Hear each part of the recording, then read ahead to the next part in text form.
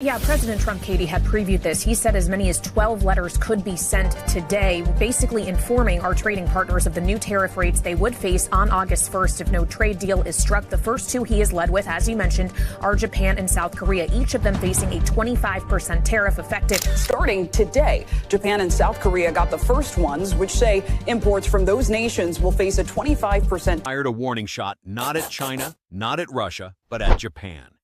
A formal letter was delivered from Washington to Tokyo, announcing that nearly every Japanese import would face a 25% tariff starting August 1st. No exceptions, no special treatment, not even for a nation that's been a core U.S. ally for over 7 decades.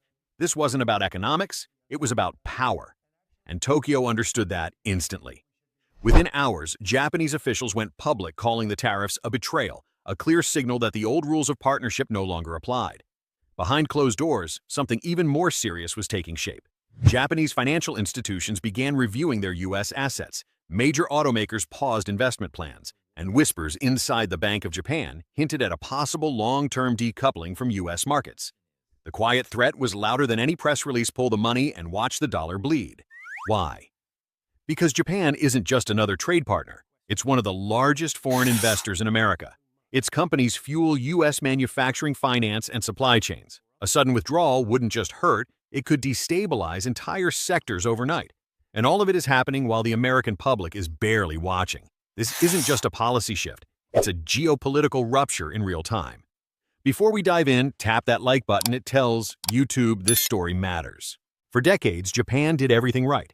It opened its markets. It hosted over 50,000 American troops on its soil under the 1960 U.S.-Japan Security Treaty, a pact meant to symbolize trust, cooperation, and unbreakable loyalty. Tokyo aligned itself with Washington's Indo-Pacific strategy, joined U.S.-led initiatives like the IPEF, and became a critical anchor in America's technology and defense supply chains. When Washington needed a partner in Asia, Japan was always first in line. That's what makes 2025 feel like a betrayal.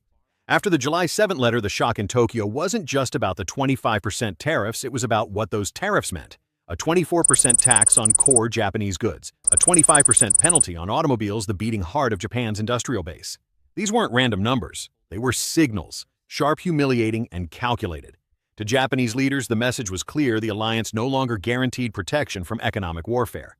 And that wasn't the only blow.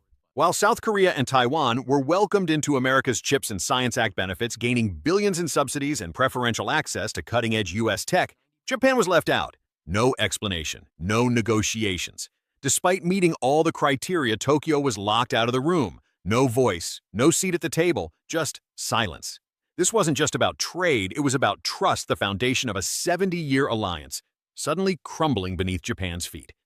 And now, Tokyo is starting to ask questions Washington never thought it would hear. What is the value of an alliance that punishes loyalty?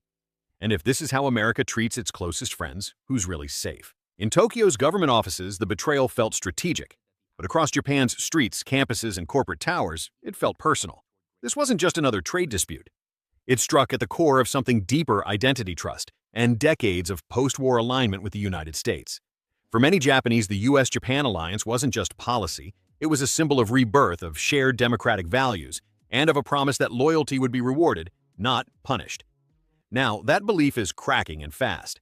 In June 2025, the Yomiuri Shimbun, Japan's largest newspaper, published a bombshell poll. 58% of Japanese citizens now believe the United States is abusing its alliance status to impose unfair economic pressure.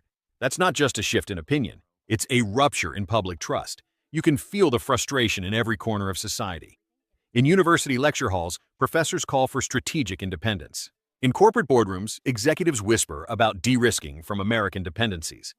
And in parliament, lawmakers across party lines are floating proposals once considered taboo: investment screening for U.S. capital, joint semiconductor development with ASEAN, even industrial realignment away from the West. One phrase keeps coming up: technological independence. It's no longer fringe. It's no longer theoretical. It's becoming a national project, a survival instinct triggered by betrayal. And this time the anger isn't loud. It's disciplined, strategic, quiet but unstoppable. Japan isn't burning flags or staging protests. It's doing something far more dangerous: rethinking the alliance from within. If even the most trusted ally starts to question everything, how long before others do the same? The rupture wasn't just rhetorical, it came with numbers, and they hit Japan where it hurts most. In early July 2025, the Trump administration escalated tensions with a direct strike. Japanese cars were now labeled a national security threat to the United States. The justification that foreign-made vehicles, especially those with advanced electronic systems, could undermine domestic manufacturing and compromise supply chain integrity. Partner, not even to those who follow its rules. And into that vacuum steps Beijing. China is offering the very thing the U.S. is taking away: stability, not moral alignment, not military cooperation. Just one clear pitch. Work with us and we won't punish you for doing so. It's a dangerous message, and it's starting to resonate, because in an era where every supply chain is politicized, every investment weaponized, and every alliance conditional, even America's closest friends are beginning to ask, if Japan isn't safe, who is? The tariffs were sold as a way to protect American jobs, but in reality, they're destroying them from the inside. Most of the Japanese vehicles targeted by the 25% tariff aren't built overseas. They're assembled in American factories by American workers using American-made parts. Kentucky, Alabama, Mississippi. These aren't foreign supply chains, they're local lifelines. But now, as Japan quietly pulls investment cancels, expansion plans, and reroutes production, the very workers those tariffs were meant to protect are the first to feel the blow. Shifts are being cut, plants are stalling, communities are being left in limbo, and through it all, Japan isn't lashing out. There are no protests, no televised press conferences, just silence and departure. This isn't a loud breakup, it's a quiet evacuation. And Washington still hasn't asked the most important question: how far will Japan go, and can America survive the next shock it didn't see coming? Japan's retreat didn't begin with a speech. It began with a decision, a shift in trust that has rippled through economies, alliances, and the entire Indo-Pacific balance. But the story isn't just about Japan. It's about the credibility of the United States, the price of political short-termism, and what happens when economic tools become diplomatic weapons. Because if this is how the U.S. treats its allies, what happens when it finally turns to face its rivals? Thanks for watching, and if this resonated with you, don't forget to like and subscribe. Every click fuels the truth.